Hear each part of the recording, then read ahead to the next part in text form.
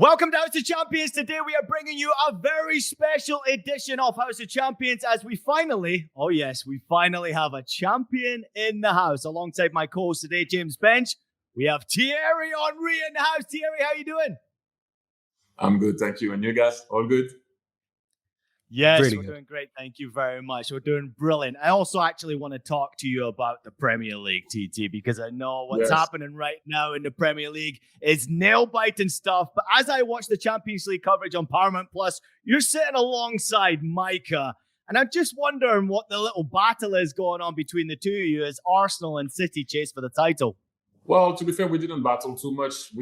As you know, we were watching the Champions League games. Having an eye on the other side also, I'll be honest with you.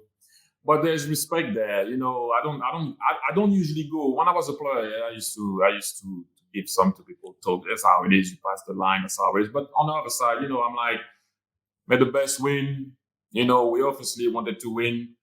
City wanted to win. But I don't go to this type of thing like Micah and Jamie do. Yeah, that's for sure. But I don't go there. Like I always like to be. The time to be cocky is when you lift the trophy. Before that, I'm sorry, you can't. Yeah, sometimes we have to do it on air because give us a production. I'm like, well, if I knew I wouldn't be here, I would be gambling. You know, if I knew every time we were going to, you know, I can analyze the game and you're asking me what the score is going to be. I'm like, oh, eventually if we turn around the table, one will get the score. Oh, I knew. No, you didn't know. But anyway, you know, for me, my head, let's talk at the end. I've been saying since the beginning, it's a long road. And what we saw yesterday, for example, we saw a team that showed everybody why they were champions. We saw a team that they didn't need people to wind them up. Everyone wind them up with the financial or whatever, accusation, whatever. That's all they needed.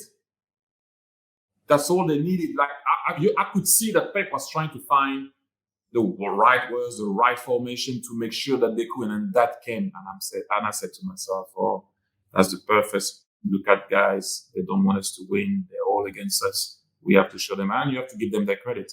Still a long road." A lot of people were asking Man City questions. Yeah, they answered. Now, a lot of people will ask Arsenal questions. Can you answer? That's how it goes in the season. That's how it goes.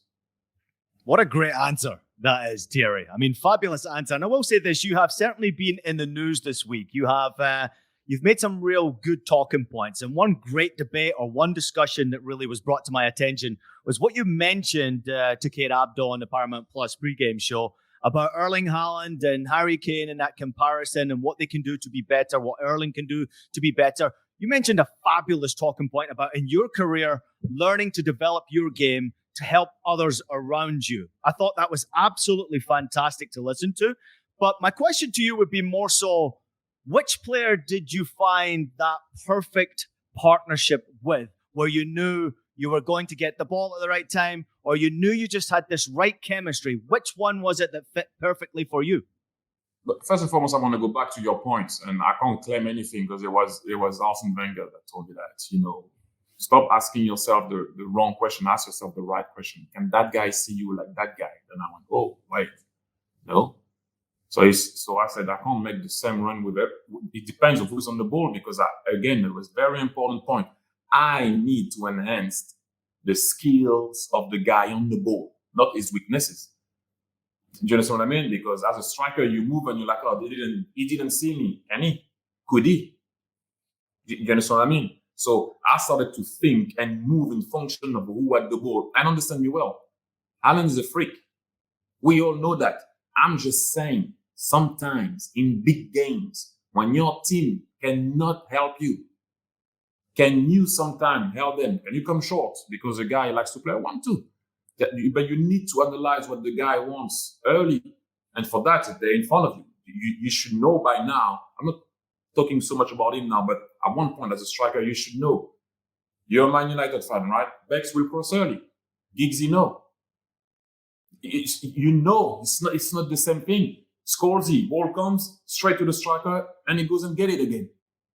If you're a striker, you don't read that. You don't read how Scorsese plays, how Beckham play, and how Giggs play. Then you will never be in where you should be. Having seen that guy 26 goals, I don't know how I reached that, but when you see the balls that he received from De Bruyne all the time, also yesterday, same thing. That's a common score, man. Mm-hmm. What I'm trying to say is it's a team game. Sometimes during the season, it's got to be the striker adapting to the team. Mm-hmm. Sometimes. That's what I was trying to say. Now to go back, easy, Dennis Bergkamp. Dennis could find you in the box. Dennis could find you outside of a box. Dennis was always waiting for the right moment to give you the ball. If you had to make the difference with your run, he was waiting for you to make the difference with your run. If you had to attract, he was attracting. If you had to showboat, he was showboating. If you had to shoot, he was shooting.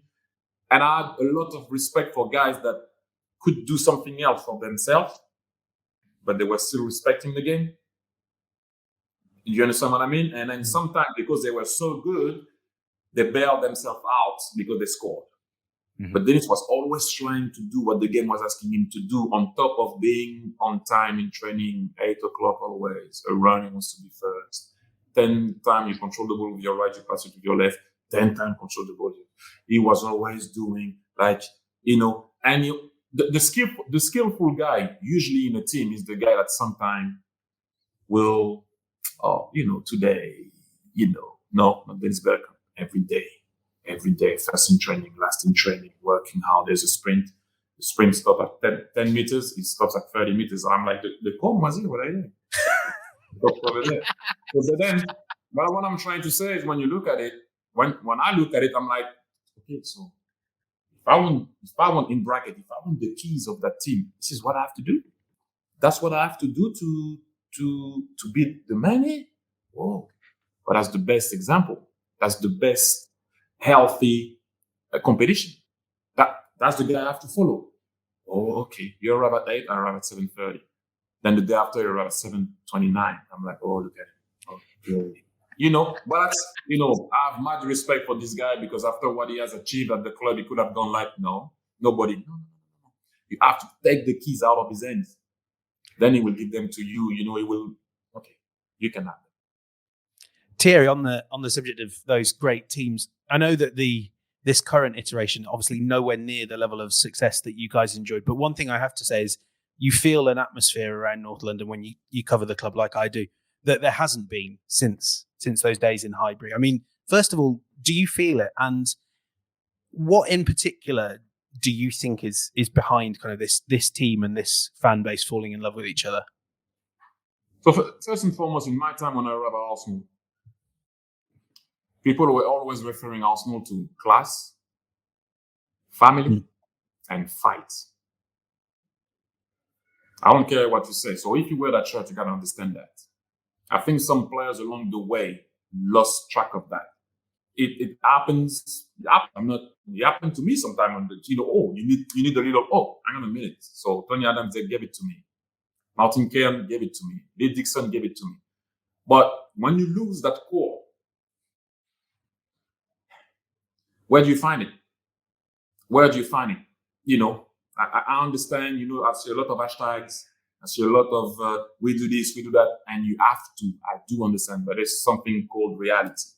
And at one point we lost it. We lost that class, fighting and family type of thing. It was there. You could see there was a little disconnection with the fans.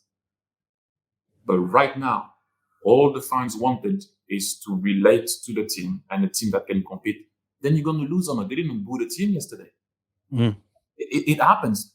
Fans can understand that. What fans don't understand is when they don't see a team that fights. They don't see themselves in the team. The team that don't represent the community. And Edu, the board, Mikel Arteta, however you want to call it, brought that back. But to bring that back, I go back. How do you give a manager 2 months, 3 months, 4 months, 6 months to change something?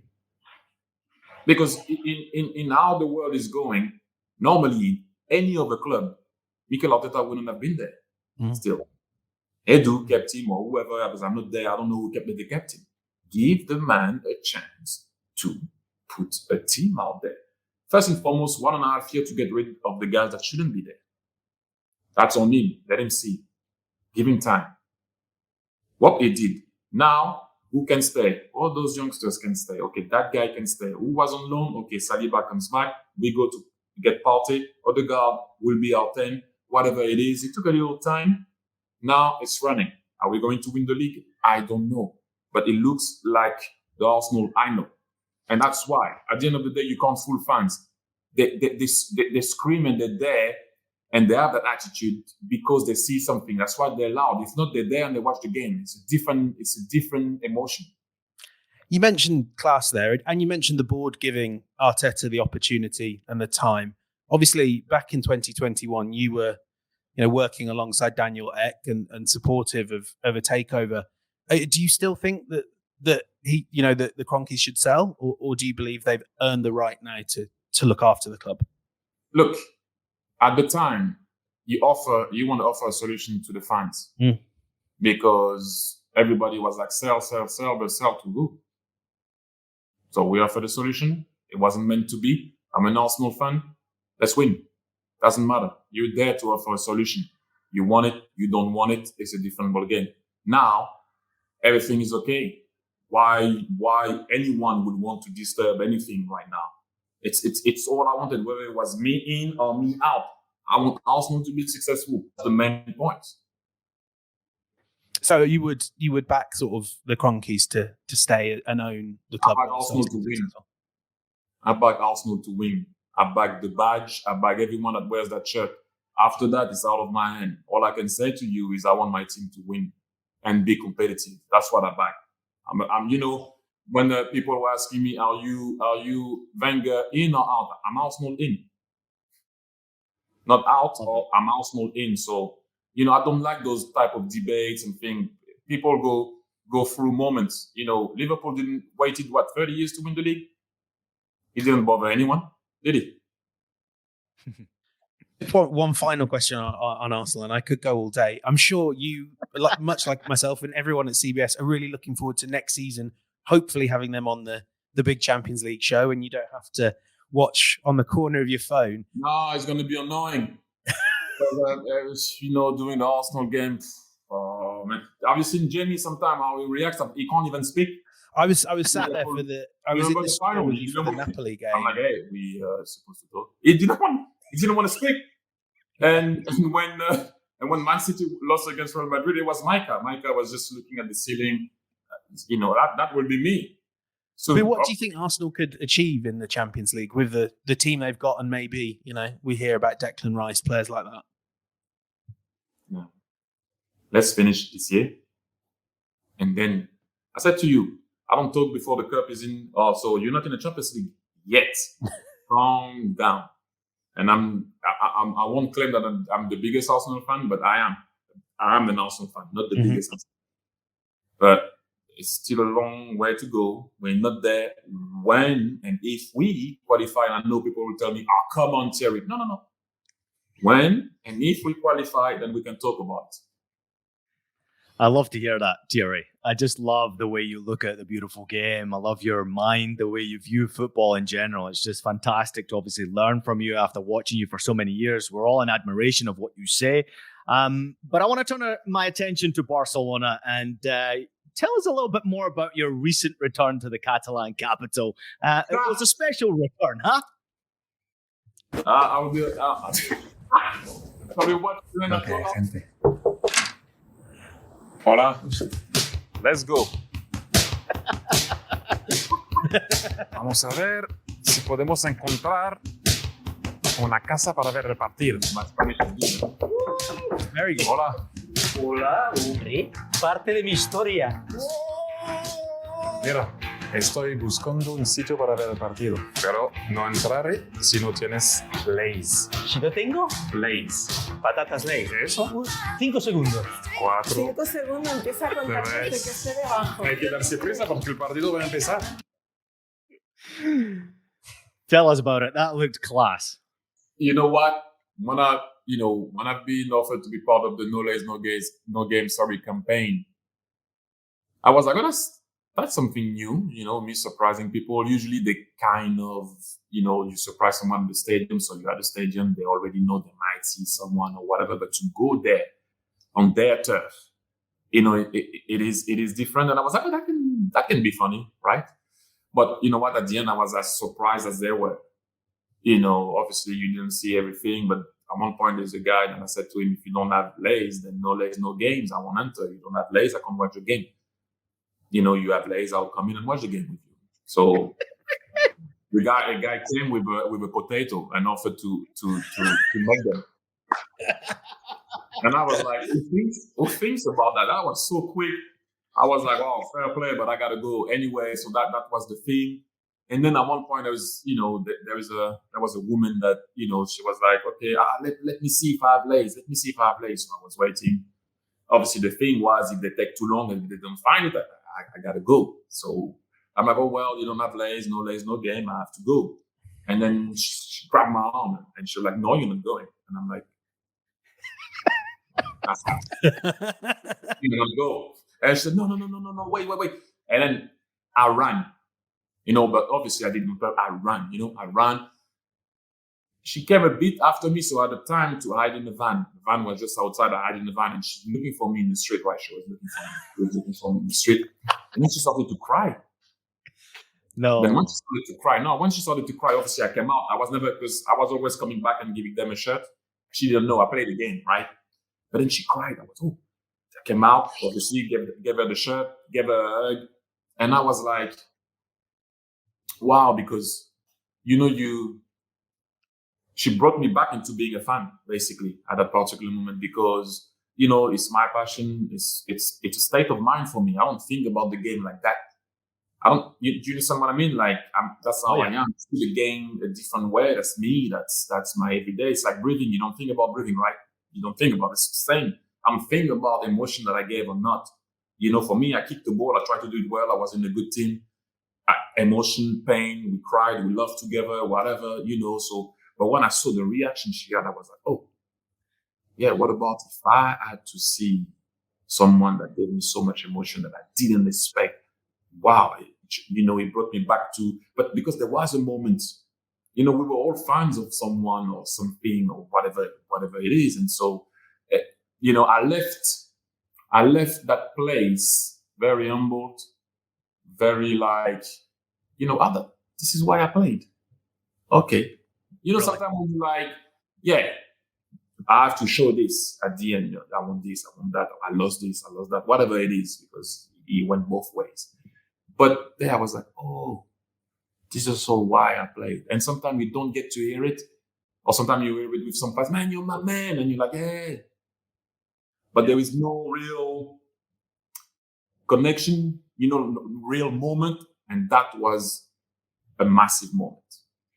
Well, you felt it. And I think you also felt the impact, because it's easier, obviously, as your life goes on after football. When you look back, you think about the impact you left with people and some of the reactions. I have seen the full piece. It's absolutely fantastic. So big shout out to Liz, and great job to you as well, Thierry, for that. Real quickly on Barcelona, though, what's your impressions of Xavi and the job that he's doing, the style that he's playing right now at Barcelona? Are you enjoying watching him? I said, do you remember when they got knocked out of the Champions League? And they were in a tough group, first and foremost. Let's not forget that. And they battered Bayern. They just didn't put the ball in the back of the net. And Xavi was getting killed. And I was like, how is it his fault that they don't score? It might be his fault if they don't play well, if the chemistry is not there, but how can it be his fault? He just arrived. He arrived 8 months before, I think it was, or whatever it was. Can you let him work? He's the right guy for the job. Yes, he's going to have to face adversity, because you lose a game at Barcelona, it's the end of the world. That's how it is. But Pedri, Xavi, those guys are the edge that they have. They have the key, because everything goes through the middle in Barcelona. So those two little kids have to be the guys, the engine of that team. Busi, what a player he is and what a player he was, but he's not at the same level. Piqué was on the same level. He stopped since. But what I'm trying to say is let him put the team together. Wait, relax. Next thing you know, the top of the league, are they going to win or not? We don't know. They don't concede a lot of goals. Do they score as much as before? Maybe not, but that will come. First and foremost, work on that, and we'll go forward. They're good. I think tonight, well, we can say tonight, or soon. Did it start already? Maybe. It started already. You see, I don't even know. You see, I'm talking. but what I'm trying to say is when was the last time you were looking forward to watch a game in the Europa League first round knockout stage more than a Champions League? This is what those two managers, because we can go to Ten Hag, managed to do. If you give them time to get rid of the people that they thought were not good for the dressing room, give them time. I know at Man United, and I know since we're talking about Barcelona, you don't have time with that. But look at what they did in such a little time. So I think, first and foremost, I'm happy for him, and he's doing extremely well. Yeah. Thierry, before we dash out, I want to ask you briefly for your thoughts on two teams in the Champions League. One that we've seen and that are in a lot of trouble, or a bit of trouble at least in PSG, and Napoli as well, who I think kind of everyone in Europe is holding their breath and thinking, wow, these could be such a special team.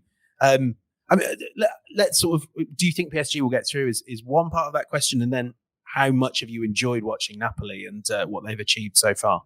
So we start with Paris, right? Yeah. When you have Kylian, anything can happen. When he started to warm up, even Bayern Munich started to change their tactic. They lit one on the other side. They put a bit more pace on the side of Hakimi, also to stop Hakimi with Alphonso Davies. Whatever it is, the stadium started to scream his name. The team started to believe that we could. There were runs in behind. Bayern Munich started to drop. And that's just because Kylian came on. There was nothing tactically done. It was because the man came on. So when you have a guy like that, it's difficult to say they can't go through. Because I've seen it. They won there with him scoring already. Not the same team, not the same thing. And when you have a guy like that, you can. Now, if you go back to the structure, I'm not too sure. If you go back to how they've been playing recently, I'm not too sure. With the desire that they have at the minute, I'm also not too sure. But they have Kylian. And that balances it out. It's weird for me to say that, but they were the same last year. I don't know if you remember Madrid, people like Paris Saint-Germain is on the team, defending with 3 guys, they're walking. And they only didn't play well against Madrid for 3 minutes. Yeah. Or whatever it is. But in the Champions League, when you suffer, you can't concede goals. That's what big team manage to do well. Or if you concede, you concede 1. You don't concede 1, 2, 3. And the thing with Paris Saint-Germain is whenever they are in trouble, it can be for 5 minutes, it can be for 10 minutes, it can be for 5 seconds, it can be for 50, they concede. Big teams tend to wait, and then my individuals will win me the game. Because we made it possible for the individuals to win the game. But to go back to what I said, when you have Kylian Mbappe, you always can. Now, Napoli. Look, there is nobody competes with them in the league apart from Inter that beat them. So can we judge them in their league? No. It's the same way when people, it's only the first year, but the same way when people used to say, because this year they're struggling and they lost against Lille 2 years ago or so, you can't judge Paris Saint-Germain in the French league, which I think is not always great, but it's a fact. You can't judge Napoli right now because of the level of competition in the league this year for them. Now, they beat Liverpool, and everybody was like, oh, did you see how they play against Liverpool? But everyone did that to Liverpool this year. No, really well. I have nothing. This is not me trying to find. I'm just saying now, the Napoli side, okay, no competition in the league. They played Liverpool, but I've seen Wolverhampton do that to Liverpool. I've seen Brighton do that to Liverpool. I've seen it before. So it's not only you that did that to Liverpool that will make you special. Now, question: do I love to see Napoli play? I love to see Napoli play. Kvaratskhelia and Simeone when he comes on, or Schimann, Lotka in midfield, because people don't talk about that little guy in midfield. Takes everything. You know, at the back, they have some new guys. They lost key players. I thought they were going to struggle. They're not struggling. for me, that it's enjoyable to watch them play. The only question mark that I have, for me, they haven't been really tested for the reason that I mentioned before. Now, is it because they're that good?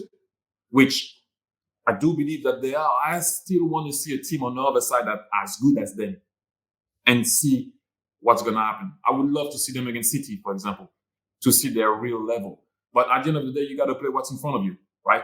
You got to play what's in front of you. Certainly enjoy watching him being coached as well. I mean, he's doing a fantastic job, the coach, and we appreciate it.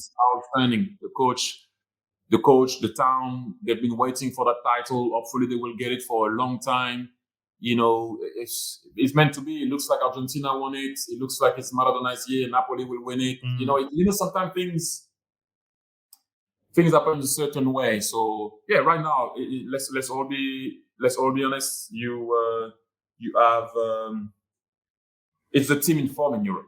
Let's put it this way. It's the team that, and Man City, I guess, you know, although it didn't happen in the Champions League, but the way Man City played yesterday, they showed grit. Not so much the usual fluent. They showed that they could hold also like yesterday, because Arsenal, I think, were okay in the first half, more than okay. Yeah, for sure. Yeah, great stuff. Listen, this is something we could go on for hours and hours and hours and hours talking about, because we have just a magic brain, and James obviously joining the show as well. Absolutely fantastic. Thierry, listen, we can't thank you enough for joining House of Champions. CBS Sports and Paramount Plus is very lucky to have you. Everybody out there can go catch him on the pregame show, the best pregame show in town with Kate Abdo and the family. Thank you, as always. A big shout out to Lays. So really appreciate it. Make sure you go check out our commercial. Absolutely top class stuff. James Benge, appreciate you as always. Thierry Henry on the House of Champions. Thank you. We love you, buddy. Keep up the great works. And a big thank you to everybody out there for watching this special edition of House of Champions. Thank you so much for watching. We'll see you next time.